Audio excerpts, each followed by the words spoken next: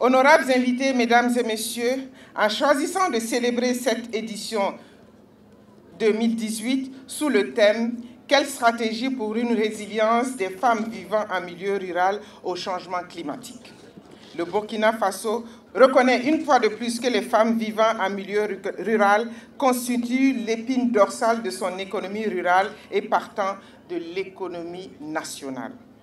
C'est pour cela qu'une attention particulière leur est réservée en ce jour. Investir sur la femme du secteur rural n'est point une compassion. Au contraire, c'est une question de justice et d'équité. En effet, elles sont fortement impliquées dans les activités économiques, car 93,48% d'entre elles vivent et travaillent dans les campagnes et sont responsables de la commercialisation de 40% des produits agricoles. Il me paraît donc nécessaire que les stratégies de résilience soient adaptées pour un développement équitable au Burkina Faso. C'est en cela que le thème retenu nous interpelle tous.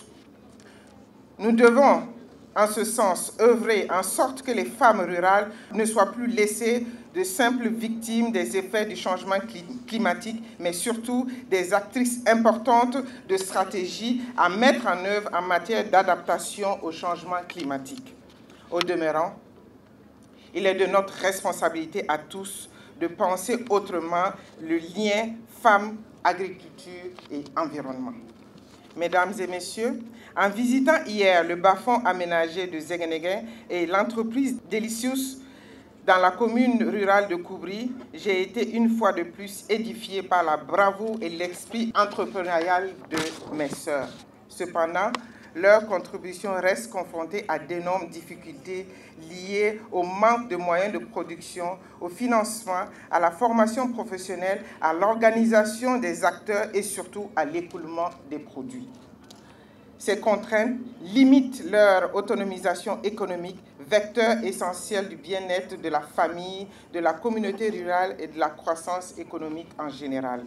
Je voudrais alors inviter chacun et chacune, quel que soit son niveau de responsabilité, à plus d'engagement aux côtés des femmes rurales. Cette cérémonie nous donnera d'ailleurs l'occasion non seulement de procéder à l'installation officielle du parrain de la région du Centre-Sud, mais également de poser la première pierre d'une unité économique que la Chambre de commerce offre aux femmes de la région. À toutes les vaillantes et dynamiques femmes du monde rural, je salue votre courage, votre abnégation, votre capacité à transcender l'adversité et je vous dis à toutes bonne fête.